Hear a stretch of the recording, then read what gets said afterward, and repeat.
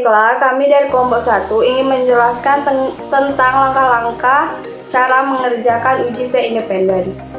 Adapun pengertiannya yaitu uji T independen juga disebut uji T2 sampel. Uji T sampel independen atau uji T siswa adalah uji statistik inferensial yang menentukan apakah terdapat perbedaan yang signifikan secara statistik antara rata-rata dalam dua kelompok yang tidak berhubungan. Uji T sampel independen membandingkan rata-rata dua kelompok independen untuk menentukan apakah terdapat bukti statistik bahwa rata-rata populasi terkait berbeda secara signifikan. Uji independen sampel T test merupakan uji parametrik.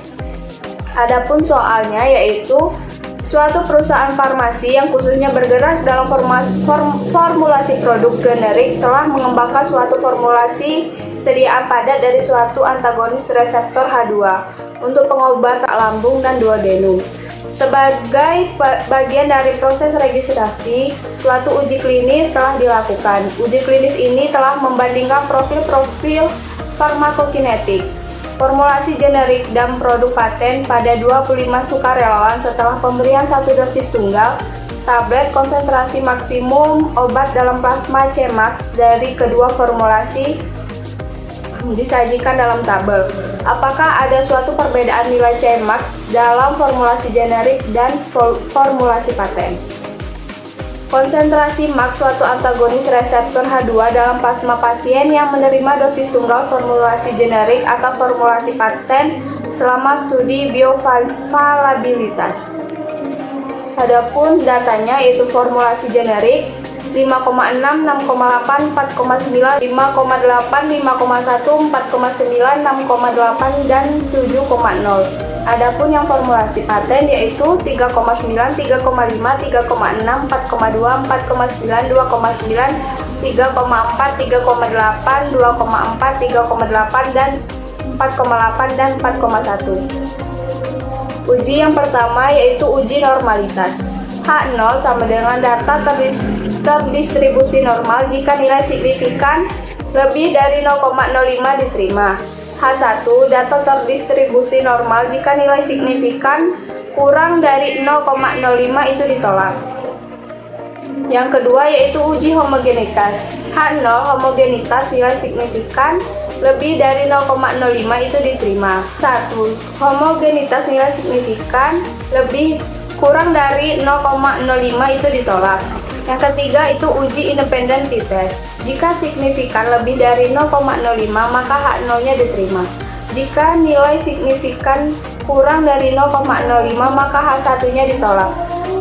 Adapun cara lain untuk mencari apakah ada perbedaan dari nilai formulasi generik atau formulasi paten yaitu melihat dari T atau F. Jika nilai T hitung lebih dari T tabel maka H0 diterima yaitu terdapat perbedaan.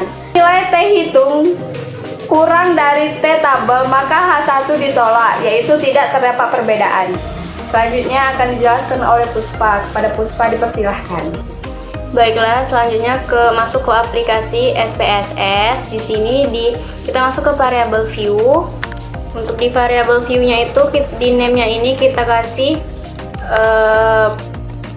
formula underscore obat.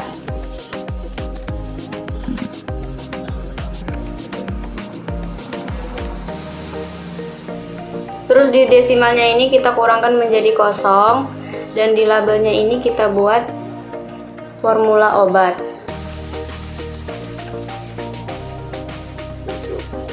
Nah, untuk di value-nya ini kita klik tanda 3, terus kita klik tambah. Di value 1 itu kita kasih label formula generik. Terus kita tambah lagi ke value 2, itu kita kasih nama formula paten. Lalu kita oke kan. Sini di measure-nya ini kita ganti ke nominal. Nah, untuk di kedua itu kita kasih nama konsentrasi obat, konsentrasi underscore obat. Di desimalnya ini kita buat 1, di labelnya ini kita buat konsentrasi obat.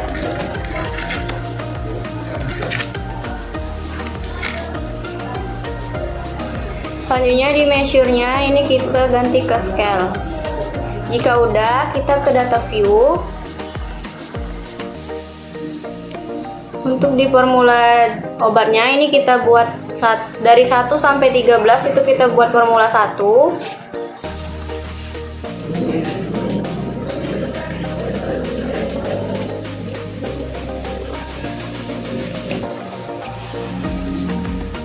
Dari 14 itu kita buat formula 2 sampai ke nomor 25.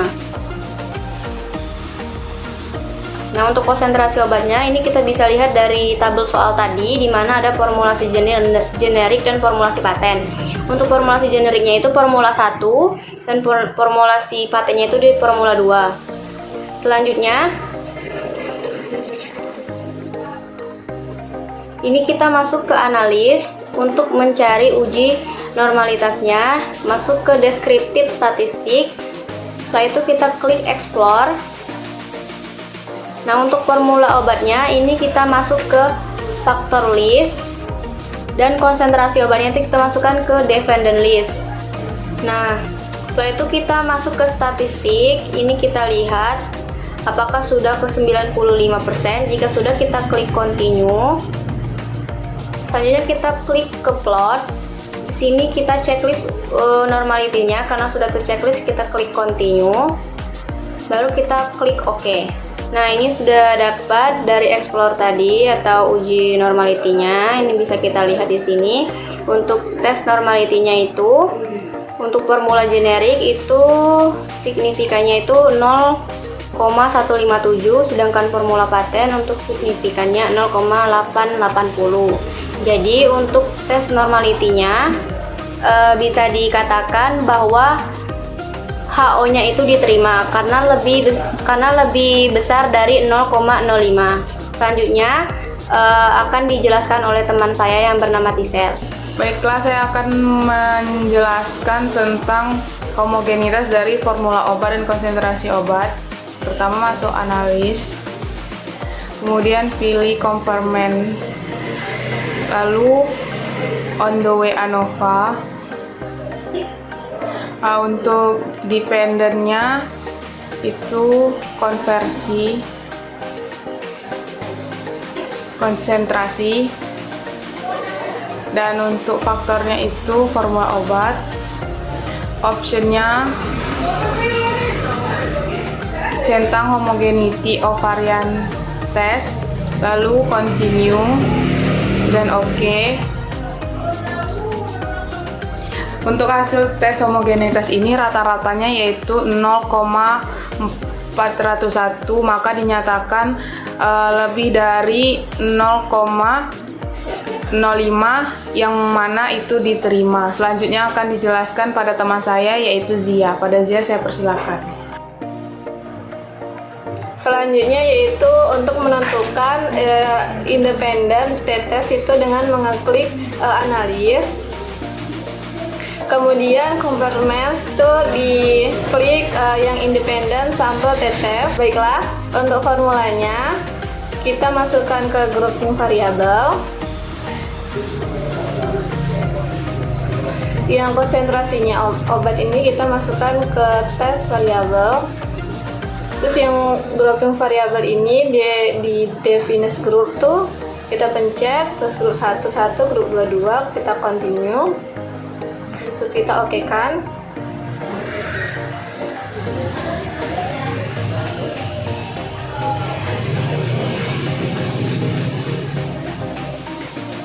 Nah, terdapat hasil independen sampel testnya yaitu DF-nya itu adalah 23, signifikannya itu yang kurang dari 0,001. Nah, DF ini kita lihat pada tabel distribusinya nomor 23 yaitu 1,714. Baiklah, jadi nilai independen sampel teks signifikannya itu adalah kurang dari 0,001, sehingga hasilnya adalah H1 ditolak karena H1 adalah kurang dari 0,05. Sekian, terima kasih.